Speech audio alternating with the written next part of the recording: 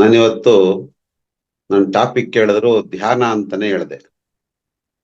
ಈಗ ನಾವಿಷ್ಟೊತ್ತು ನೀವೆಲ್ಲರೂ ಧ್ಯಾನ ಮಾಡಿದ್ರೆ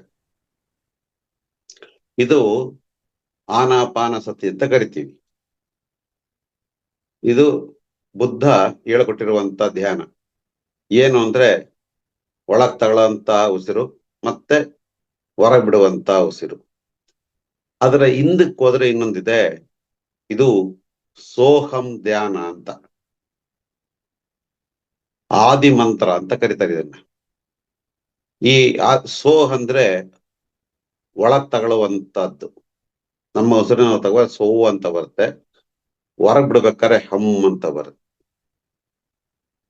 ಸೋಹಂ ಅಂದ್ರೆ ಸೋ ಅಂದ್ರೆ ಅವನು, ಹಮ್ ಅಂತ ಬಂದ್ರೆ ತತ್ವಂ, ನಾನೇ ಅವನು ಅನ್ನುವಂತ ಒಂದು ವಿಧಾನ ಅದು ಸೋಹಂ ಅನ್ನುವಂಥದ್ದು. ಅಂದ್ರೆ ಇಲ್ಲಿರುವಂತ ಸೃಷ್ಟಿಯಲ್ಲಿರುವಂತದ್ದು ಏನೇನು ನಮಗೆ ಆತ್ಮ ಗೋಚರ ಆಗುತ್ತೋ, ಅದರಲ್ಲೂ ಆತ್ಮ ಇದೆ, ಜೀವ ಇದೆ ಅನ್ಸುತ್ತೋ ಎಲ್ಲವೂ ನಾನೇ ಅನ್ನುವಂತ ಒಂದು ಮಂತ್ರ ಸೋಹಂ. ನಾನ್ ಬೇರೆ ಅಲ್ಲ, ನೀನ್ ಬೇರೆ ಅಲ್ಲ, ನಿನ್ನಲ್ಲಿರುವಂತ ಆತ್ಮ ಬೇರೆ ಅಲ್ಲ, ನನ್ನಲ್ಲಿರುವಂತ ಆತ್ಮ ಬೇರೆ ಅಲ್ಲ. ಆದ್ರೆ ಇದನ್ನ ನಾವು ಇದು ಈ ಆದಿ ಮಂತ್ರವನ್ನ ಯಾರನ್ನು ನಮಗೆ ಸುಲಭವಾಗಿ ಹೇಳ್ಕೊಡಲ್ಲ. ಯಾಕೆ ಅಂದ್ರೆ ಅದರದ್ದೇ ಆದಂತ ಒಂದು ನಿಯಮ, ಕಟ್ಟುಪಾಡು ಎಲ್ಲ ಇರುತ್ತೆ. ಈ ಧ್ಯಾನ ನಾವೆಲ್ಲನೂ ಉಸಿರಾಟದ ಮೇಲೆ ಗಮನ ಕೊಡ್ತಾ ಇದೀವಿ ಅಂದ್ರೆ ಆಟೋಮೆಟಿಕ್ ಆಗಿ ಅದ್ರ ಜೊತೆಯಲ್ಲಿ ಇದೀವಿ ಅಂತ. ಅದರ ಜೊತೆಯಲ್ಲಿ ಕೆಲವಾರು ನಿಯಮಗಳನ್ನ ಕೂಡ ನಾವು ಪಾಲನೆ ಮಾಡ್ಬೇಕಾಗ್ತಾ ಬರುತ್ತೆ. ಅದು ವೆಜಿಟೇರಿಯನ್ ಆಗಿರ್ಬೋದು. ವೆಜಿಟೇರಿಯನ್ ತಗೊಳ್ಳೋದ್ರಿಂದ ಏನಪ್ಪಾ ಅಂದ್ರೆ ಎಲ್ಲಾ ಪ್ರಾಣಿ ಪಕ್ಷಾದಿಗಳಲ್ಲಿರುವಂತ ಆತ್ಮ ಒಂದೇ ಅಂದಾಗ ಇನ್ನೊಂದು ಆತ್ಮವನ್ನ ಕೊಂದು ಅದರ ಮಾಂಸವನ್ನ ತಿನ್ನುವಂಥದ್ದು ಸರಿಯಲ್ಲ ಅನ್ನುವಂಥದ್ದು. ಸಾಧನೆ ಮಾಡಕ್ಕೆ ಅಡ್ಡ ಬರುತ್ತಾ ಅದು ಗೊತ್ತಿಲ್ಲ. ಯಾಕೆ ಅಂತಂದ್ರೆ ಮಾಂಸವನ್ನ ತಿಂದು ಸಾಧನೆ ಮಾಡಿರೋಂಥವ್ರು ಇದ್ದಾರೆ, ಆಮೇಲೆ ಬಿಟ್ಟಿರೋಂಥವ್ರು ಇದ್ದಾರೆ.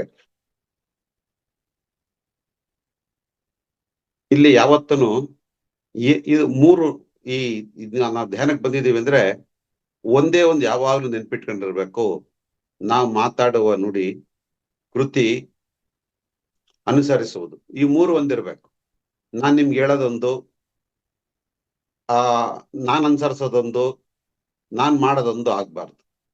ಯಾವತ್ತೂ ತ್ರಿಕಾಲ, ಮೂರು ಗುಣಗಳು, ಮೂರು ಯಾವತ್ತು ಒಂದೇ ನಮೂನೆ ಇರ್ಬೇಕು. ಇದನ್ನ ನಾವು ಅಳವಡಿಸ್ಕೊಂತ ಬರ್ಬೇಕು. ಬಹಳ ಕಷ್ಟ ಇದೆ. ನುಡಿದಂತೆ ನಡೆ, ನಡೆದಂತೆ ನುಡಿ, ಮುಂದೇನೈತೆ ನಡೆ ಅಂತ.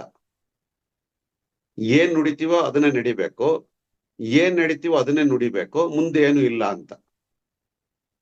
ಈ ಭೂಮಿ ಮೇಲೆ ಬಂದಿದೀವಿ ಅಷ್ಟೇ, ಏನ್ ನುಡಿತೀವೋ ಅದ್ ನಡಿಬೇಕು. ಯೋಚನೆ ಮಾಡ್ರಿ, ನಾವೆಲ್ಲ ಪ್ರಪಂಚದಲ್ಲಿ ಇದೀವಿ, ನಾವ್ ಎಷ್ಟು ನುಡಿತಾ ಇದೀವಿ, ಎಷ್ಟು ನಡೀತಾ ಇದೀವಿ. ನಾವು ನೀತಿ ವಿಚಾರಗಳನ್ನ ಬಹಳಷ್ಟು ಮಾತಾಡ್ತೀವಿ, ಆದ್ರೆ ಅನುಸರಣೆ ಬಂದಾಗ ಹೆಚ್ಚು ಕಮ್ಮಿ ಆಗತ್ತೆ. ಇದು ನಮ್ಮ ಪತ್ರಿಜಿ ಗುರುಗಳು ಈ ಧ್ಯಾನವನ್ನ ಪಾಮರರಿಗೂ ಎಲ್ಲರಿಗೂ ಮುಟ್ಟುವಂತ ಕೆಲಸ ಮಾಡಿದ್ದು ಅಂದ್ರೆ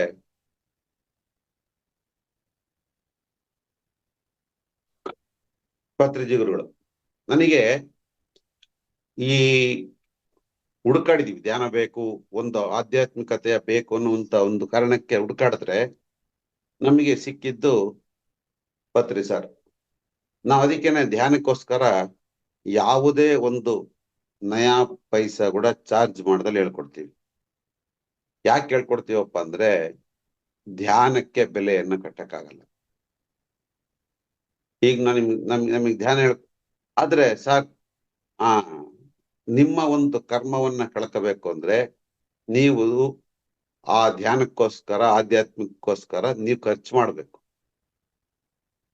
ಯಾಕೆ ಧ್ಯಾನಕ್ಕೆ ಚಾರ್ಜ್ ತಗೊಂಡು ಹೇಳ್ಕೊಡಲ್ಲ ಅಂದ್ರೆ, ಹೇಳ್ಕೊಡಂತವ್ರು ಇದ್ದಾರೆ, ನಾವ್ ಯಾಕೆ ಹೇಳ್ಕೊಡಲ್ಲ ಅಂತಂದ್ರೆ, ನಿಮಗೆ ಯಾವ್ದಾದ್ರು ಒಂದು ಅಂಗಡಿಗೆ ಹೋಗಿ ಒಂದ್ ಸೋಪ್ ತಗಂತೀರ, ಅದಕ್ಕೆ 20-50 ಇಷ್ಟ ಕೊಡ್ತೀರ.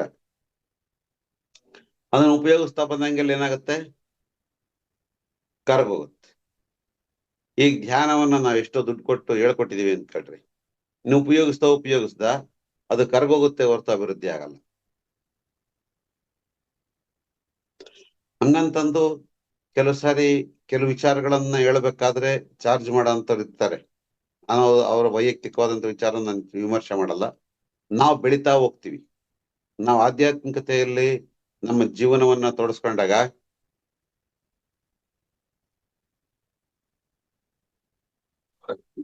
ಅದು ಬೆಳಿತಾ ಹೋಗೋದ್ರಿಂದ ನೀವು ಬೆಲೆ ಕಟ್ಟಕ್ಕಾಗಲ್ಲ. ಏನ್ ಮಾಡ್ಬೇಕು? ಅದಕ್ಕೋಸ್ಕರ ದಾನ ಧರ್ಮಗಳನ್ನ ಮಾಡ್ತಾ ಹೋಗ್ಬೇಕು. ನಿಮ್ ದಾನ ಎಲ್ಲಿ ಮಾಡಬೇಕು, ಹೆಂಗ್ ಅದ್ ನಿಮ್ ಇಷ್ಟ, ನಿಮಗ್ ಸಂಬಂಧಪಟ್ಟಿದ್ದು. ನಮ್ ಕೇಳೋರು ಈಗ ಬುದ್ಧ ಪೂರ್ಣಿಮೆ ಬರುತ್ತೆ, ಪಿರಮಿಡ್ ವ್ಯಾಲಿಯಲ್ಲಿ 3 ದಿನ ಹೆಚ್ಚು ಕಮ್ಮಿ ದಿನ ಒಂದು 30,000 ರಿಂದ 40,000 ಜನಕ್ಕೆ ಅನ್ನದಾನವನ್ನ ಮಾಡ್ತಾರೆ. ಅನ್ನದಾನಕ್ಕೆ ನೀವೆಲ್ಲರೂ ಸಹಾಯವನ್ನ ಮಾಡ್ಬೋದು. ಇದರಿಂದ ಏನಾಗುತ್ತೆ, ನಾವು ನಮ್ಮ ಕೈಯಿಂದ ಕೊಡುವುದನ್ನ ಕಲಿತಾ ಬರ್ತೀವಿ. ನಾನು ಈ ಧ್ಯಾನಪಾನ ಸತಿ ಧ್ಯಾನಕ್ಕೆ ಬರೋಕ್ಕಿಂತ ಮುಂಚೆ ನಾನು ಗುರುಗಳ ಹತ್ರ ಹೋಗಿದ್ದು. ಅವ್ರು ನಮ್ಗೊಂದು ಮಾತು ಕೇಳಿದ್ರು, ನಾನೇಂದ್ರಪ್ಪ ಚಳ್ಳಕೆರೆಗೆ ಯಾಕೆ ಹೋಗ್ತೀಯ ಅಂದ್ರು. ಚಳ್ಳಕೆರೆಗೆ ಯಾಕೆ ಹೋಗ್ತೀಯ ಅಂದ್ರೆ, ಏನ್ ಸ್ವಾಮಿ, ಮತ್ತೆ ಮಕ್ಕಳು ಮರಿ ಆಸ್ತಿ ಅಡವು ಎಲ್ಲ ಇದೆಯಲ್ಲ, ಅದಕ್ಕೋಸ್ಕರ ಅಲ್ಲಿ ಹೋಗ್ತೀನಿ ನಾನು. ಅವೇನು ಇಲ್ಲ ಅಂದ್ರೆ, ಅವೇನು ಇಲ್ಲ ಅಂದ್ರೆ ಎಲ್ಲಾದ್ರೂ ಒಂದೇ, ಚಳ್ಳಕೆರೆ ಆದ್ರೂ ಒಂದೇ, ಕಲ್ಯಾಣದುರ್ಗ ಆದ್ರೂ ಒಂದೇ, ನಾಯಕನಹಟ್ಟಿ ಆದ್ರೂ ಒಂದೇ, ಬೆಂಗಳೂರು ಆದ್ರೂ ಒಂದೇ. ಯಾಕೆ ಎಲ್ಲೂ ಏನು ಇಲ್ಲಲ್ಲ.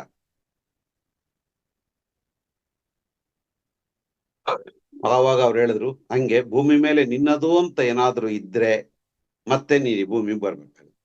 ನಿನ್ನದು ಅನ್ನುವಂಥದ್ದು ಈ ಭೂಮಿ ಮೇಲೆ ಇಲ್ಲ ಅಂದ್ರೆ ನೀನು ಭೂಮಿ ಬರೋ ಕೆಲಸ ಇಲ್ಲ. ಎಷ್ಟೋ ಲೋಕಗಳಿದಾವೆ, ಕೋಟ್ಯಾನು ಕೋಟಿ ಲೋಕಗಳಿದಾವೆ. ಆ ಯಾವ ಲೋಕದಲ್ಲಿ ಬೇಕಿದ್ರೆ ನೀನ್ ಜೀವನ ಮಾಡಬಹುದು. ಮತ್ತೆ ಈ ಭೂಮಿ ಮೇಲೆ ಯಾಕೆ ಬರ್ತೀಯ? ನಿನ್ನದು ಅಂತ ಇರೋದ್ರಿಂದ ಬರ್ತೀಯ. ಮತ್ತೆ ಈಗ ನನ್ನದನ್ನ ಕಳ್ಕೋಬೇಕಂದ್ರೆ ಏನ್ ಮಾಡ್ಬೇಕು? ಸ್ವಾಮಿ ಮಕ್ಕಳು ಮರಿ ಎಲ್ಲ ಇದಾರೆ, ಮತ್ತೆ ಎಲ್ಲರಿಗೂ ಕೊಟ್ಬಿಟ್ಟು ನನ್ನದೇನು ಇಲ್ಲ. ಆಮೇಲೆ ಮಕ್ಳ ಹತ್ರ ಹೇಳ್ತಾ ಇರೋದು, ಇದು ನಾನ್ ಕೊಟ್ಟೆ, ಇದು ನಾನ್ ಕೊಟ್ಟೆ ಅಲ್ಲ. ಯಾರ ಹೆಸರಲ್ಲಿ ಇದೆ ಅಂತ ಮುಖ್ಯ ಅಲ್ಲ, ನಿನ್ನ ಒಳಗಡೆ ನನ್ನದಲ್ಲ ಇದು. ಈ ಭೂಮಿ ಮೇಲೆ ಬಂದಿದ್ದೀನಿ, ಈ ಭೂಮಿಗೆ ಸಂಬಂಧಪಟ್ಟಂತ ಆಸ್ತಿಗಳು ಇದಾವೆ, ಆದ್ರೆ ಇದು ನನ್ನದಲ್ಲ, ಇದ್ಯಾವುದು ನನ್ನ ಜೊತೆಗೆ ಬರಲ್ಲ, ಗೊತ್ತು ಬರಲ್ಲ ಅನ್ನೋದು. ಆದ್ರೆ ನಾವು ನನ್ನದು ಅಂತ ಮನಸ್ಸಿನ ಒಳಗಡೆ ಒಂದು ಧ್ವಜವನ್ನ ನೆಟ್ಟಿರ್ತೀವಿ. ಆ ಧ್ವಜ ಹೋಗ್ಬೇಕು ಹೊರಗಡೆಗೆ. ಈ ಭೂಮಿ ಮೇಲೆ ಇರೋವರೆಗೂ ನಾನು ಉಪಯೋಗಿಸ್ಕೊಳಕ್ಕಿರುವಂತ ಸೌಕರ್ಯಗಳಿದು. ಈ ಭೂಮಿ ಬಿಟ್ಮೇಲೆ ನನಗೂ ಇದಕ್ಕೂ ಏನು ಸಂಬಂಧ ಇಲ್ಲ. ಅದ್ರ ಕಡೆಗೆ ಗಮನವನ್ನ ಕೊಟ್ಟು, ಇದು ಬಹಳ ಕಷ್ಟವಾದಂತ ಕೆಲಸ, ಇದು ಹೇಳಕ್ ಬಹಳ ಸುಲಭ, ಆದ್ರೆ ಮಾಡೋದು ಬಹಳ ಕಷ್ಟ. ಯಾಕೆ ಅಂತಂದ್ರೆ ನಮಗ್ ಸುತ್ತಮುತ್ತಲರು ಹೇಳ್ತಿರ್ತಾರೆ, ನೀವು ಯಾರು ಎಷ್ಟೇ ದುಡಿಮೆ ಮಾಡಿದ್ರು ಮಲಗಕ್ಕಾಗ್ಲಿ ಉಣ್ಣಕ್ಕಾಗ್ಲಿ ಎಷ್ಟು ಉಪಯೋಗಿಸ್ತೀವಿ? 100,000 ರೂಪಾಯಿ ದುಡ್ದಿರೋನ್ ಏನ್ ಉಪಯೋಗಿಸ್ತಾನ, 1,00,000 ದುಡ್ದಿರೋ ಅದನ್ನೇ ಉಪಯೋಗಿಸ್ತಾನೆ, ಬೇರೆ ಏನು ಉಪಯೋಗಿಸಲ್ಲ. ಕ್ವಾಲಿಟಿ ವೈಸ್ ತಿನ್ನುವಂತ ಆಹಾರದಲ್ಲ, ಇರುವಂತ ತಟ್ಟೆಯಲ್ಲಿ ವ್ಯತ್ಯಾಸ ಇರ್ಬೋದು. ಒಬ್ಬನ್ ಸ್ಟೀಲ್ ತಟ್ಟೆಲಿ ಊಟ ಮಾಡಿದ್ರೆ ಒಬ್ಬನ್ ಬೆಳ್ಳಿ ತಟ್ಟೆಲಿ ಊಟ ಮಾಡ್ಬೋದು. ಬಿಟ್ರೆ ಅದೇ ಮುದ್ದೆ ಚಟ್ನಿ, ಅದೇ ಅನ್ನ ಸಾಂಬಾರೇ ತಿನ್ಲೇಬೇಕು. ಏನಪ್ಪ ವ್ಯತ್ಯಾಸ? ಅವ್ನು ಸ್ಟೀಲ್ ತಟ್ಟೆಲಿ ತಿಂತಾನೆ, ನಾವ್ ಇದ್ರಲ್ಲಿ ತಿಂತೀವಿ. ಮತ್ತೆ ಆಧ್ಯಾತ್ಮಿಕತೆಯಲ್ಲಿ ಏನ್ ವ್ಯತ್ಯಾಸ ಬರುತ್ತೆ?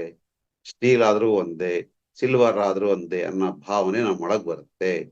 ಆ ಧ್ಯಾನ ಮಾಡ್ತಾ ಮಾಡ್ತಾ ಮಾಡ್ತಾ ಈ ತತ್ವಗಳನ್ನ ನಾವು ಅಳವಡಿಸ್ಕೊಂತ ಹೋಗ್ಬೇಕು ನಮ್ಮ ಜೀವನದಲ್ಲಿ. ಆವತ್ತು ನಾವು ಸಾಧನೆ ಮಾಡಿದ್ದಕ್ಕೆ ಸಾರ್ಥಕತೆ ಬರುತ್ತೆ.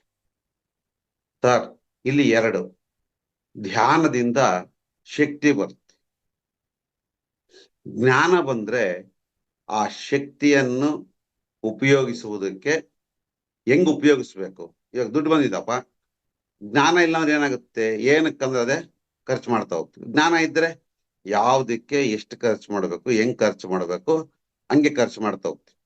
ದಿನಾ ಸಂಪಾದನೆ ಮಾಡ್ತೀವಿ. ಧ್ಯಾನದಲ್ಲಿ ಶಕ್ತಿಯನ್ನ ದಿನಾ ಖರ್ಚಾಗ್ತಾ ಹೋಗುತ್ತೆ. ಯಾವಾಗ ಉಳ್ಕೊಳತ್ತೆ? ನಾವು ಖರ್ಚು ಮಾಡೋದನ್ನ ಕಮ್ಮಿ ಮಾಡೋದ ಉಳ್ಕಂತ ಬರುತ್ತೆ. ಅಂದ್ರೆ ಹೆಂಗೆ ಖರ್ಚು ಅಂದ್ರೆ ಹೆಂಗೆ, ಈಗ ನಾವು ಧ್ಯಾನ ಮಾಡ್ತಾ ಇದೀವಿ, ನಿಮ್ಗೆ ಏನೋ ಒಂದು ಅನ್ಸುತ್ತೆ, ಯಾವ್ದೋ ಒಂದು ಕೆಲಸ ಬೇಕಾಗುತ್ತೆ, ನಾವೆಲ್ಲ ಸಂಕಲ್ಪ ಅಂತ ಹೇಳಿರ್ತಾರೆ. ಎಷ್ಟೋ ಇವತ್ತು 2 ವರ್ಷ ಅಂತಂದ್ರೆ ಎಷ್ಟೋ ಜನ ಮಾಸ್ಟರ್ಗಳು ನಾನಾ ವಿಚಾರಗಳನ್ನ ಹೇಳಿರ್ತಾರೆ. ನೀವು ಖರ್ಚು ಮಾಡ್ಬೇಕಾದ್ರೆ ಇದರ ವರ್ತ್, ನಾನ್ ಧ್ಯಾನದ ವರ್ತ್ ಎಷ್ಟಿದೆ, ನಾನು ಏನಕ್ಕೋಸ್ಕರ ಖರ್ಚು ಮಾಡಬೇಕು ಅನ್ನೋದು ಬಹಳ ಇಂಪಾರ್ಟೆಂಟ್. ಈ ಧ್ಯಾನದ ಒಂದು ಶಕ್ತಿ ಹೆಂಗಿರುತ್ತಪ್ಪ ಅಂದ್ರೆ, ನೀವು ಏನು ಬೇಕಿದ್ರು ತಗೋಬಹುದು. ಅದರಲ್ಲಿ ಆಸ್ತಿಗಳು ತಗೋಬಹುದು, ವ್ಯವಹಾರ ತಗೋಬಹುದು, ಎಲ್ಲವನ್ನ ತಗೊಳ್ಬಹುದು. ಆದ್ರೆ ನೀವು ತಗೊಳ್ಳುವಂಥದ್ದು ಖರ್ಚಾಗ್ತಾ ಹೋಗುತ್ತೆ. ಇಲ್ಲಿ ದುಡಿಮೆ ಮಾಡ್ತೀರ ಅಲ್ಲ, ಏನಕ್ಕೋಸ್ಕರ ಎಲ್ಲವೂ ಬೇಕು, ಪ್ರತಿಯೊಂದು ಬೇಕು. ಆದ್ರೆ ಎಷ್ಟು ಬೇಕೋ ಅಷ್ಟು ಬೇಕು. ಎಷ್ಟಿದೆಯೋ ಅಷ್ಟು ಬಂದ ಮೇಲೆ ಅದರ ಒಂದು ಪರಿಧಿ ಬೇರೆ ಆಗ್ತಾ ಬರ್ಬೇಕು. ನಮ್ಮ ಧ್ಯಾನ ಅಂದ್ರೆ ಮೊದ್ಲೆಲ್ಲ ಹೇಳೋರು, ಧ್ಯಾನ ಮಾಡೋದ್ರಿಂದ ಬಹಳ ನಷ್ಟ ಆಗ್ಬಿಡುತ್ತೆ. ಮೊದ್ಲೆಲ್ಲ ಧ್ಯಾನ ಕಳಿಸ್ತಿರ್ಲಿಲ್ಲ. ಪತ್ರಿ ಸಾರ್ ಒಂದು ಸಂಕಲ್ಪ ಮಾಡಿ, ಧ್ಯಾನ ಮಾಡೋದ್ರಿಂದ ಯಾರಿಗೂ ನಷ್ಟ ಆಗ್ಬಾರ್ದು, ಅವರಾಗವ್ರೆ ಈ ಪ್ರಪಂಚದಕ್ಕೆ ಸಂಬಂಧಪಟ್ಟಂತ ಆ ವಿಚಾರಗಳಿಂದ ಹೊರಗೆ ಬರೋ ರೀತಿ ಆಗ್ಬೇಕು ಅನ್ನುವಂತ ಒಂದು ಸಂಕಲ್ಪದಿಂದ ಎಲ್ಲರಿಗೂ ಧ್ಯಾನವನ್ನು ಹೇಳ್ಕೊಡ್ತಾ ಬಂದ್ರು. ನಮ್ಗೊಂದು ಅನುಭವ ಬಂತು. ಏನು, ಧ್ಯಾನ ಮಾಡ್ತಾ ಇದ್ದಾರೆ, ಅವರು ಬಹಳ ಬಡವರು. ಧ್ಯಾನಕ್ಕೆ ಬಂದ್ಮೇಲೆ ಅವ್ರ ಮನೆ ಸ್ಥಿತಿ ಎಲ್ಲ ಬದಲಾಗ್ತಾ ಬಂತು. ಒಂದ್ ಸ್ಥಿತಿಗೆ ಬಂದ್ರು, ಸ್ಥಿತಿ ಬಂದ್ಮೇಲೆ ನಿಂತ್ಕೊಂಡ್ಬಿಡ್ತು, ಮತ್ತೆ ಬೆಳೀತಾ ಇಲ್ಲ.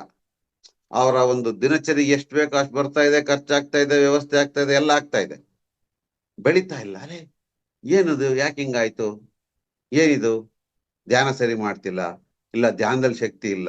ಯಾಕೆಂದ್ರೆ ನಾವು ಏನನ್ನ ಸಂಪಾದನೆ ಮಾಡ್ತೀವೋ ನಮ್ಗೆಲ್ಲ ಹೆಂಗಿರುತ್ತಪ್ಪ ಅಂದ್ರೆ, ಕಷ್ಟ ಬಂದ್ರೆ ದೇವ್ರು ಇಷ್ಟೊಂದು ಕಷ್ಟ ಕೊಡಬಾರ್ದಾಗಿತ್ತು ಅಂತಾನೆ. ಸುಖ ಕೊಟ್ಟಾಗ ನಮ್ ದೇವ್ರು ಇಷ್ಟು ಸುಖ ಕೊಟ್ಟಿದಾನಪ್ಪ, ಅಷ್ಟೇ ಸಂತೋಷವಾಗಿ ನಾವು ಜೀವನ ಮಾಡ್ಬೇಕು ಅಂತ ಯೋಚನೆ ಮಾಡಲ್ಲ. ಇನ್ನ ಬೇಕು ಇನ್ನ ಬೇಕು ಅಂತ ಹೋಗ್ತಾ ಹೋಗ್ತೀವಿ. ಬೇಕು ಅನ್ನೋದು ಕರೆಕ್ಟ್, ಎಷ್ಟು ಬೇಕು ಅನ್ನೋದು ಕೂಡ ಇಂಪಾರ್ಟೆಂಟ್. ಇದನ್ನ ಧ್ಯಾನ ಮಾಡ್ತಾ ಮಾಡ್ತಾ ಪ್ರತಿಯೊಬ್ಬರಿಗೂ ಅನುಭವಕ್ಕೆ ಬರ್ತಾ ಹೋಗುತ್ತೆ. ನಾವು ಯಾವ ರೀತಿ ಧ್ಯಾನ ಮಾಡ್ತಾ ಇದೀವಿ, ಈ ಧ್ಯಾನದ ಫಲ ಎಲ್ಲಿವರೆಗೂ ಬರುತ್ತೆ, ನಾವು ಎಷ್ಟು ನಂಬಿದೀವಿ ಅನ್ನೋದು ಕೂಡ ಬಹಳ ಇಂಪಾರ್ಟೆಂಟ್ ಆಗ್ತಾ ಬರುತ್ತೆ. ನಾವು ಇವತ್ತು ಧ್ಯಾನ ಮಾಡ್ತಾ ಇದೀವಿ, ಇವತ್ತು ಹಿಂಗಿದ್ದೀವಿ, ನಾಳೆ ಹಂಗದ್ವಿ ಅಲ್ಲ. ನೀನ್ ಏನು ಮಾಡಿದೀಯಾ, ಧ್ಯಾನ ಎಷ್ಟು ಮಾಡಿದೀಯಾ, ಯಾವ ತರ ಮಾಡಿದೀಯಾ, ನಿನ್ನ ಒಂದು ಆತ್ಮದ ಪ್ರಗತಿ ಎಲ್ಲಿವರೆಗೂ ಬಂದಿದೆ ನೋಡ್ರಿ. ನಿರ್ಗುಣ ತತ್ವೇ ನಿಶ್ಚಲ ತತ್ವ, ನಿರ್ಗುಣ ತತ್ವ ನಿನ್ನೊಳಗೆ ಉಟ್ಕೋಬೇಕು ಧ್ಯಾನ ಮಾಡೋದ್ರಿಂದ. ಅವತ್ತು ನಿನಗೆ ನಿರ್ಗುಣ, ಯಾವಾಗ ಗುಣವಿಲ್ಲದ ಸ್ಥಿತಿ ಬರ್ತಿ ಅವಾಗ ಏನಾಗುತ್ತೆ, ಪ್ರತಿಯೊಂದಕ್ಕೂ ಒಂದೊಂದು ಗುಣ ಇದೆ. ಒಂದು ತಿಪ್ಪೆ ಹತ್ರ ಹೋಗ್ತೀವಿ, ಅದೊಂದು ಗುಣ ಇದೆ, ಅದ್ರದ್ದೊಂದು ಸ್ಮೆಲ್ ಇದೆ, ನಾವು ಮೂಗು ಮುಚ್ಕೊಂತೀವಿ. ಅಲ್ಲೆಲ್ಲ ಒಂದು ಸೆಂಟ್ ಹೊಡೆದಿರ್ತಾರೆ, ಆಹಾ ಏನ್ ಘಮ ಇದೆ ಅಂತೀವಿ. ಅಲ್ಲ, ನಿರ್ಗುಣ ತತ್ವ ಬಂದಾಗ ಎಲ್ಲಾ ವಾಸನೆಗಳು ಒಂದೇ ರೀತಿ ಕಾಣ್ತವೆ. ನೋಡಿ, ನಾವೆಲ್ಲ ಭಾರತದಲ್ಲಿ ರೈತಾಪಿ ಜನನೇ ಬಹಳ. ಯಾವತ್ತೂ ತಿಪ್ಪೆಗಳ ಹತ್ರ ಬರೋ ವಾಸನೆ ಗಬ್ಬು ವಾಸನೆ, ಅದನ್ನ ದೂರ ಹಾಕ್ರಿ ಮಾಡ್ರಿ ಹಂಗೆ ಯಾವತ್ತೂ ಹೇಳಿರ್ಲಿಲ್ಲ. ತಿಪ್ಪೆನೂ ಅಲ್ಲೇ ಇರ್ತಿತ್ತು, ಮನೆಗೆ ಒಂದ್ ಸ್ವಲ್ಪ ದೂರ ತಿಪ್ಪೆ ಇರ್ತಿತ್ತು, ಇಲ್ಲಿ ಮನೆ ಇರ್ತಿತ್ತು, ಅವನು ಆರಾಮಾಗಿರ್ತಿದ್ದ. ಅದೇ ಸಗಣಿ ತಂದು ನೆಲ ಎಲ್ಲ ಸಾರಿಸ್ಕೊಂಡು ಅದ್ರದ್ದೇ ಇದರದಂತ ಒಂದು ವಿಚಾರದಲ್ಲಿ ಇರ್ತಿದ್ದ. ಬೆಳಗ್ಗೆ 7 ಗಂಟೆಗೋ 4 ಗಂಟೆ 5 ಗಂಟೆಗೋ ತೋಟಕ್ಕೆ ಹೋಗಿ ಬರೋನು, ಜಮೀನ್ಗೆ ಹೋಗಿ ಬರೋನು, 10 11 ಗಂಟೆಗೆ ಬಂದು ಊಟ ಮಾಡಿ ಆರಾಮಾಗಿ ಕುಂತಿರೋನು. ಯಾವುದೇ ರೀತಿಯಾದಂತ ಟೆನ್ಷನ್ಗಳಿರ್ಲಿಲ್ಲ. ಆದ್ರೆ ಇವತ್ತು ಹಂಗಿಲ್ಲ. ಜೀವನ ಬೆಳಕರಿದ್ರೆ, ಬೆಳಕರಿಯಕ್ಕಿಂತ ಮುಂಚೆನೆ ಟೆನ್ಷನ್ ಮೊದಲು ಬರುತ್ತೆ, ಆಮೇಲೆ ಬೆಳಕ್ ಬರುತ್ತೆ. ಯಾಕೆ ಅಂತಂದ್ರೆ, ಬೆಳಕ್ ಬರಕ್ಕಿಂತ ಮುಂಚೆ ನಾವ್ ಎದ್ದಿರ್ತೀವಿ ಆ ಟೆನ್ಷನ್ಗೋಸ್ಕರ. ಅದ್ರ ಜೊತೆಗೆ ಇವಾಗ ಇನ್ನೊಂದು ಹೊಸದು ಏನಪ್ಪ, ಹೊಸದ್ ಸೇರ್ಕೊಂಡಿದೆ ಒಂದು 10 15 ವರ್ಷದಿಂದ, ಮೊಬೈಲ್. ಬೆಳಿಗ್ಗೆ ಎದ್ದ ತಕ್ಷಣ ಮೊಬೈಲ್ ತಗೊಂಡು ಯಾರೇನ್ ಮಾಡಿದಾರೆ ಚಾಟಿಂಗು. ಏನ್ ಆಗ್ಬೇಕು ಕೆಲ್ಸ ಇದು ಅಂದ್ರೆ, ಇಲ್ಲಿ ಧ್ಯಾನ ಮಾಡೋದ್ರ ಜೊತೆಯಲ್ಲಿ ನಾವು ಜ್ಞಾನವನ್ನ ಪಡೆದು ನಮ್ಮ ಅಭಿವೃದ್ಧಿಯನ್ನು ನಾವು ಮಾಡ್ಕೊಂತ ಹೋಗ್ಬೇಕು. ನಮ್ಮ ಆತ್ಮದ ಅಭಿವೃದ್ಧಿ ಹೆಂಗೆ, ಆನಾಪಾನ ಸ್ಥಿತಿ ಧ್ಯಾನ ಮಾಡ್ತಾ ನೀವು ಜ್ಞಾನವನ್ನ, ಪುಸ್ತಕಗಳನ್ನ ಓದ್ತಾ ವಿಚಾರ ವಿನಿಮಯಗಳನ್ನ ತಿಳ್ಕಂತ ಹೋದರೆ ನಿಮಗೆ ನಿಮ್ಮ ಒಳಗಡೆ ಪರಿವರ್ತನೆ ಆಗ್ತಾ ಬರುತ್ತೆ. ಆ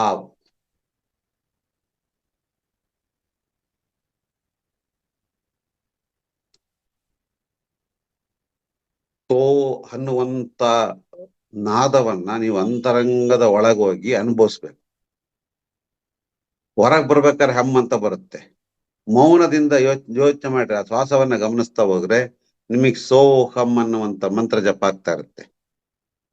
ಇಲ್ಲಿ ಹೊರಗಡೆ ಮಾಡ್ತಾ ಇರ್ತೀವಿ ಜಪ, ಕೆಲವರೆಲ್ಲ ಮಾಡ್ತಾ ಇರ್ತಾರೆ, ತಪ್ಪಂತ ಹೇಳಲ್ಲ. ಮಂತ್ರ ಜಪ ಅಜಪ ಆಗ್ಬೇಕು ಅಂತಾರೆ, ಅಂದ್ರೆ ಮಂತ್ರ ನಿಂತೋಗ್ಬೇಕು ಅಂತ. ನಾನು ಈ ಧ್ಯಾನಕ್ಕೆ ಬರೋಕ್ಕಿಂತ ಮುಂಚೆ ನಾನು ಓಂ ನಮಃ ಶಿವಾಯ ಮಂತ್ರ ಮಾಡ್ತಾ ಇದ್ದೆ. ಮಾಡ್ತಾ ಮಾಡ್ತಾ ಮಾಡ್ತಾ ಬಿದ್ದೋಗೋದು, ಸುಮ್ನೆ ಕುತ್ಕೊಂತಿದ್ದೆ. ನನಗೆ ತಪ್ಪು ಮಾಡ್ತಿದೀವಿ ಏನೋ ಅಂತ ಅನಿಸ್ತಾ ಇತ್ತು. ಆದ್ರೆ ಅದೇ ಕರೆಕ್ಟ್ ಧ್ಯಾನ. ಧ್ಯಾನ ಮಾಡ್ತಾ ಮಾಡ್ತಾ ಮಾಡ್ತಾ ಮಂತ್ರ ಜಪ ಮೇಲೆ ಬಿದ್ದೋಗ್ಬೇಕು, ಜಪ ಅಜಪ ಆಗ್ಬೇಕು. ದಟ್ ಈಸ್ ದಿ ಪರ್ಫೆಕ್ಟ್ ಧ್ಯಾನ. ಮನಸ್ಸನ್ನ ನಿಲ್ಲಿಸೋದಕ್ಕೋಸ್ಕರ ಮಣಿ ಎಲ್ಲಿವರೆಗೂ ತಿರುಗ್ತಾ ಇರ್ತೀವೋ ಅಲ್ಲಿವರೆಗೂ ನಿಮ್ಮ ಮನಸ್ಸು ಕೆಲಸ ಮಾಡ್ತಾ ಇದೆ. ಮನಸ್ಸು ಎಲ್ಲಿ ನಿಲ್ಲುತ್ತೋ ಅಲ್ಲಿಂದ ಮುಂದಕ್ಕೆ ಧ್ಯಾನ. ಇದನ್ನ ನಮ್ಗೆ ಈಗ ನಾವು ಹುಡುಕ್ತಾ ಹೋದ್ವಿ, ನಮ್ಗೆ ಸೆಟ್ ಆಗ್ಲಿಲ್ಲ, ಇನ್ನೊಂದಕ್ಕೆ ಬಂದ್ವಿ, ಆನಾಪಾನಸತಿಗೆ ಬಂದ್ವಿ.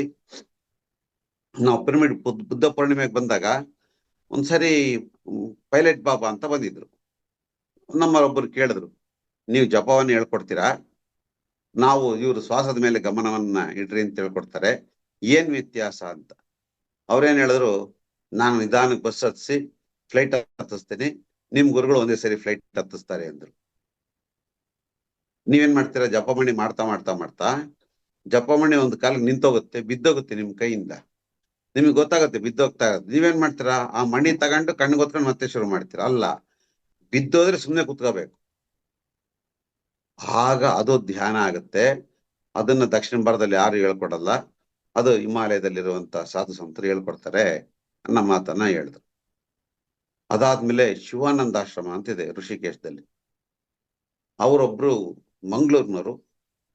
ಅವರು 2 ವರ್ಷಕ್ಕೋ 3 ವರ್ಷಕ್ಕೋ ಅವ್ರು ಯಾರೋ ಗುರುಗಳು ಬಂದ್ರೆ ಬಾ ಹೋಗೋಣ ಅಂತ ಕರೆದಿದ್ದಾರೆ, ಹೋಗ್ಬಿಟ್ಟಿದ್ದಾರೆ, ಹುಡುಕೊಂಡು ಹೋಗಿದ್ದಾರೆ. ಆಮೇಲೆ ಅವರ ತಾಯಿ ತರ ಇರೋದು ಗೊತ್ತಾಗಿದೆ, ತಾಯಿ ಅಂತ ಗೊತ್ತಾಗಿದೆ, ಎಲ್ಲ ತಿಳ್ಕೊಂಡಿದ್ದಾರೆ. ಅವರು 18 ವರ್ಷ ಶಿವಾನಂದಾಶ್ರಮದಲ್ಲಿದ್ದಾರೆ, ಹುಡುಕಂತ ಹೋಗಿ. ಏನ್ ಸೆಕ್ರೆಟರಿ, ಕಾರ್ಯದರ್ಶಿ ಹೋಗಿ ಕೆಲಸ ಮಾಡಿದಾರೆ ಅಲ್ಲಿ. ಹೋಗ್ತಾ ಇದ್ರೆ ಅವರು ಋಷಿಕೇಶದಲ್ಲಿ ಕೇಳೋದ್ ಬೇಕಿಲ್ಲ, ಅವರು ಹೊರಗಡೆ ನಮ್ಮ ಅವ್ರು ಹೇಳೋರು, ನೀವ್ ಬರೋ ಜಾಗದಲ್ಲಿ ಯಾವಾಗ ಎಲ್ಲ ಪ್ರಪಂಚನೇ ಬರ್ತಾ ಇರುತ್ತೆ, ನಾವ್ ಹೋಗೋ ಜಾಗದಲ್ಲಿ ನಾಗ ಸಾಧುಗಳು ಅವರು ಇವರೆಲ್ಲ ಸಿಗ್ತಾ ಇರ್ತಾರೆ ಅಂತ. ಒಂದ್ಸರಿ ಹೋಗಿದ್ದಾರೆ, ನಾಗಸಾಧುಗಳು ಸಿಕ್ಕಿದ್ದಾರೆ. ನಾಗಸಾಧುಗಳು ಹಂಗೆಲ್ಲ ಸೀದಾ ಒಳಗೆ ಹೋಗಂಗಿಲ್ಲ, ಅವ್ರ ಆಕಾಡದಲ್ಲಿ ಇದ್ದಾಗ ಅವರು ಬರ್ಬೋದಂತ ಕೇಳಿದ್ರೆ ಅವ್ರು ಬಾ ಅಂತ ಕರೆದ್ರು. ಹೋಗು ಅಲ್ಲಿ ಧ್ಯಾನ ಮಾಡು ಅಂತ ಹೋಗಿ ಒಂದ್ ಬಂಡೆ ಮೇಲೆ ಕುತ್ಕೊಂಡು ಶಿವಾಯ ನಮಃ ಓಂ ನಮಃ ಶಿವಾಯ ಹೇಳ್ಕಂತ ಇದ್ರೆ, ಅಲ್ಲಿ ನೋಡಿ ಅಲ್ಲಿಂದ ಬಂದು ಏನ್ ಮಾಡ್ತಿದ್ಯಾ ಅಂತ ಕೇಳಿದಾರೆ. ಅವ್ರು ಕೇಳಿದ್ರಿಲ್ಲ, ಓಂ ನಮಃ ಶಿವಾಯ ಮಂತ್ರ ಹೇಳ್ಕಂತ ಇದೀನಿ ಅಂತೇಳಿ. ಅಲ್ಲ ಮಾಡ್ಬೇಕಾಗಿರೋದು ಶಿವ ಅಲ್ಲ, ವಶಿ ಮಾಡು ಅಂತ ಹೇಳಿದ್ದಾರೆ. ವಶಿ ಅಂದ್ರೆ ಶ್ವಾಸದ ಮೇಲೆ ಗಮನ. ಕುತ್ಕೊಂಡಿದ್ದಾರೆ, ಅವರು ಧ್ಯಾನ ಕುಂತಿದ್ದಾರೆ, ಇವ್ರು ಎದ್ದೋಗಿದ್ದಾರೆ. ಎಷ್ಟೊತ್ತು ಕೂತಿದಾರಪ್ಪ ಅಂದ್ರೆ 8 ಗಂಟೆನೋ 9 ಗಂಟೆ ಸುಮ್ಮನೆ ಕುಂತಾರೆ ಬಂಡೆ ಮೇಲೆ ಹಂಗೇನೆ. ಮೊದ್ಲೇ ಹಿಮ ಎಲ್ಲ ಬಂದು ಎಲ್ಲ ಮೈ ಎಲ್ಲ ಸೇರ್ಬಿಟ್ಟಿದೆ. ಅವ್ರು ಇರುವಂತ ಒಂದು ಏಕವಸ್ತ್ರ ಕೂಡ ಅವ್ರ ಕೈಲಿ ಬಿಡಿಸ್ಕೊಳಕ್ ಆಗಿಲ್ಲ. ಎಲ್ಲ ಎದ್ದು ಬಂದಿದ್ದಾರೆ, ಏಕವಸ್ತ್ರ ಅಲ್ಲೇ ಬಿಟ್ಟು ಬಂದಿದ್ದಾರೆ. ಬರ್ತಾ ಯಾವ್ದೋ ಒಂದು ಊರಲ್ಲಿ ಬಟ್ಟೆ ಇಸ್ಕೊಂಡು ಹಾಕೊಂಡು ಬಂದಿದ್ದಾರೆ. ಹಾಕೊಂಬಂದು ಶಿವಾನಂದ ಆಶ್ರಮದ ಗುರುಗಳು ಇರ್ತಾರಲ್ಲ, ಅವರು ಧ್ಯಾನಕ್ಕೆ ಹೋಗ್ತೀನಿ, ಇನ್ನ 5 ಗಂಟೆ ಆಯ್ತು ಅಂತ ಹೇಳಿದಾರೆ. ಅವಾಗ ಎಲ್ಲೋಗಿದ್ದೆ ನೀನು, ಈ ತರ ಹೋಗಿದ್ದೆ, ಈ ತರ ಆಯ್ತು ಅಂತ ಹೇಳಿದಾರೆ. ನನ್ಗೊಂದು ಡೌಟ್ ಇದೆ, ನಾನು 18 ವರ್ಷ ಆಯ್ತು ಆಶ್ರಮಕ್ಕೆ ಬಂದು, ಮತ್ತೆ ನನಗೆ ಯಾವತ್ತೂ ನೀವು ಇದನ್ನ ಹೇಳ್ಕೊಡ್ಲಿಲ್ಲ, ಮತ್ತೆ ಇದು ಕರೆಕ್ಟಾ ಅದು ಕರೆಕ್ಟ್ ಅಂತ ಕೇಳಿದಾರೆ. ಅದಕ್ಕೆ ಗುರುಗಳೇನ್ ಹೇಳಿದಾರೆ, ಈಗ ಇದಕ್ಕೆ ನಿನಗೆ ಪ್ರಾಪ್ತಿ ಇತ್ತು, ಇದು ನಿನಗೆ ಸಿಕ್ಕಿದೆ, ಅನುಭವಿಸು ಅಂತೇಳಿ ಅದೇ ಹೋಗಿದ್ದಾರೆ. ಯಾವ್ದು ಕರೆಕ್ಟ್ ಯಾವ್ದು ತಪ್ಪು ಅಂತ ಹೇಳಿಲ್ಲ. 18 ವರ್ಷ ಆದ್ಮೇಲೆ ಹೊರಗೆ ಯಾರೋ ಹೇಳ್ಕೊಟ್ಟಿದ್ದಾರೆ, 18 ವರ್ಷ ಆ ಆಶ್ರಮದಲ್ಲಿ ಸೇವೆ ಮಾಡಿದ್ದಾರೆ. ನಿನಗೆ ಈ ಟೈಮ್ ಇದು ಇತ್ತು, ಈ ಟೈಮಿಗೆ ಸಿಕ್ಕಿದೆ, ಅದನ್ನು ಫಾಲೋ ಮಾಡು ಅಂತೇಳಿ ಅದೇ ಹೋಗಿದ್ದಾರೆ ಅವರು. ಅವಾಗ ಅವರು ಇದೇನಿದು ಶ್ವಾಸದ ಮೇಲೆ ಗಮನ ಅಂತಂದ್ರೆ ಇದನ್ನ ಯಾರ್ಯಾರು ಪ್ರಪಂಚದಲ್ಲಿ ಮಾಡ್ತಾರೆ ಅಂದಾಗ ಅವರು ಇಂಟರ್ನೆಟ್ ಅಲ್ಲಿ ಹುಡುಕಿದಾಗ ನಮ್ಮ ಸೊಸೈಟಿ ಕಂಡಿದೆ. ಅವ್ರು ನಮ್ಮ ಚಳ್ಳಕೆರೆಗೂ ಬಂದಿದ್ರು. ಅವ್ರು ಹೇಳಿದ್ರು, ನಾನು 18 ವರ್ಷ, ನಿಮಗೆ ಮನೆ ಮುಂದಕ್ಕೆ ಬಂದು ಹೇಳ್ಕೊಟ್ಟಿದ್ದಾರೆ, ನಾನು 18 ವರ್ಷ ಕಷ್ಟ ಬಿದ್ದರೆ ಬೇರೆ ಯಾರೋ ನನಗೆ ಹೇಳ್ಕೊಟ್ರು, ಮತ್ತೆ ನೀವೆಷ್ಟು ಪುಣ್ಯಾಂತರು, ನೀವೆಷ್ಟು ಪುಣ್ಯವಂತರು ನೋಡ್ರಿ ಅನ್ನೋ ಮಾತು ಹೇಳಿದ್ರು. ಅಂದ್ರೆ ಕಷ್ಟ ಬಿದ್ದವ್ರಿಗೆ ಗೊತ್ತಿರುತ್ತೆ ಆನಾಪಾನ ಸತಿ ಧ್ಯಾನದ ಮಹತ್ವ. ನಮ್ಗೆ ಇವತ್ತು ಸುಲಭ ನಾವೆಲ್ಲ ಹೇಳ್ಕೊಡ್ತಾ ಇದೀವಿ. ಈಗ ನಾವ್ ಹೇಳ್ಕೊಟ್ಟಾಗ ನಾವೆಲ್ಲ ಹೇಳ್ಕೊಡೋರು ಶುರುವಾದಾಗ ಒಂದ್ಸರಿ ನಮ್ಗೊಂದು ಬಾಧೆ ಇರುತ್ತೆ. ಏನ್ ಗೊತ್ತಾ, ನಾವು ಎಲ್ಲರೂ ಹೇಳ್ತಾ ಇರ್ತೀವಿ, ಏನು ಧ್ಯಾನ ಮಾಡ್ರಿ ಅಂತೀವಿ, ಅವನು ಹ್ಞೂ ಅಂತಾನೆ, ಅದೇ ಹೋಗ್ತಿರ್ತಾನೆ. ನಮ್ಗೊಂದು ಬಾಧೆ ಏನ್ ಗೊತ್ತಾ, ನಾನು ಎಷ್ಟು ಹೇಳ್ಕೊಡ್ತೀನಪ್ಪ, ಒಬ್ರು ಕೇಳಲ್ಲ ನನ್ನ ಮಾತು. ನಿನ್ ಮಾತು ಯಾಕೆ ಕೇಳ್ಬೇಕು ಅವರು? ಹೇಳ್ಕೊಡುವುದು ನಿನ್ ಧರ್ಮ, ಪಾಲನೆ ಮಾಡೋದು ಬಿಡೋದು ಅವ್ರ ಧರ್ಮ, ನಮಗೆ ಸಂಬಂಧ ಇಲ್ಲ. ಹೇಳುವಂತ ಕೆಲಸ ನಮ್ಮದು, ಮಾಡೋದು ಬಿಡೋದು ಅವ್ರದ್ದು. ಅವನಿಗೆ ನಾವ್ ಹೇಳಿದೀವ ಇಲ್ಲೋ, ಅಲ್ಲಿ ನಮ್ ಡ್ಯೂಟಿ ಮುಗೀತು. ಅಂದ್ರೆ ಈ ರೀತಿ ನಮಗೆ ಸಾರ್ ಗೈಡೆನ್ಸ್ ಮಾಡ್ತಾ ಬಂದ್ರು. ಅದಕ್ಕೆ ನಾನು ಯಾರು ಹೇಳ್ಕೊಟ್ರು, ಯಾರು ಎಷ್ಟು ಜನ ಇದ್ರು ಕೇಳ್ತಾರ ಕೇಳಿ, ಕೇಳಲ್ವಾ ನನಗೆ ಏನ್ ಗೊತ್ತಿದೆಯೋ ಅದನ್ನ ನಾನು ಹೇಳ್ತೀನಿ. ಆಮೇಲೆ ಅವ್ರಿಗೇನಾದ್ರು ಡೌಟ್ ಇದೆಯಾ ವಿಚಾರಿಸ್ತೀನಿ, ಹೇಳ್ತೀನಿ, ಬರ್ತೀನಿ, ಅಷ್ಟೇ. ನನಗೆ ಸಂಬಂಧನೇ ಇಲ್ಲ. ಇವಾಗ ನಾನು ಈ ಯೂಟ್ಯೂಬ್ ಅಲ್ಲಿ ನಾನು ಈ ಧ್ಯಾನದ ವಿಚಾರವನ್ನು ಹೇಳ್ಕೊಡ್ತಾ ಇದ್ದೀನಿ.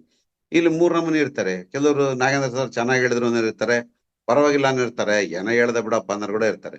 ನಾವ್ ಯಾವ್ದಕ್ಕೂ ತಲೆ ಕೆಡಿಸ್ಕೋತ ಅವಶ್ಯಕತೆ ಇಲ್ಲ. ನನ್ನ ವಿಚಾರ ಯಾರಿಗ್ ಬೇಕೋ ಅವ್ರಿಗೆ ಬರ್ತಾ ಇದೆ. ನಮ್ ಥಾಟ್ ಒಂದೇ ಇಡ್ತೀವಿ, ಇಲ್ಲಿ ಬಂದಿರುವಂತ ಎಲ್ಲರಿಗೂ ಏನು ಬೇಕೋ ಅದು ನನ್ನ ಬಾಯಿಂದ ಹೊರಗೆ ಬರ್ಲಿ ಅಂತ. ಯಾರು ಪ್ರಬಲವಾಗಿ ಕೋರಿಕೆಯನ್ನ ಕೊಡಿರ್ತಾರೋ ಆ ಪ್ರಬಲಕ್ಕೆ ಸಂಬಂಧಪಟ್ಟಂತ ವಿಚಾರ ನನ್ನ ಬಾಯಿಂದ ಬಂದಿರುತ್ತೆ. ಇಷ್ಟೇ, ಇಲ್ಲಿ ಬೇರೆ ಏನು ನೋ ಡಿಸ್ಕಷನ್ ಇರೋದಿಲ್ಲ. ಯಾರಿಗಾದ್ರೂ ಡೌಟ್ ಇದ್ರೆ ಕೇಳ್ರಿ, ಆ ಆ ಡೌಟ್ ಅನ್ನ ಪರಿಹಾರ ಮಾಡ್ತೀನಿ ನನಗೆ ಗೊತ್ತಿರೋ ಮಟ್ಟಿಗೆ.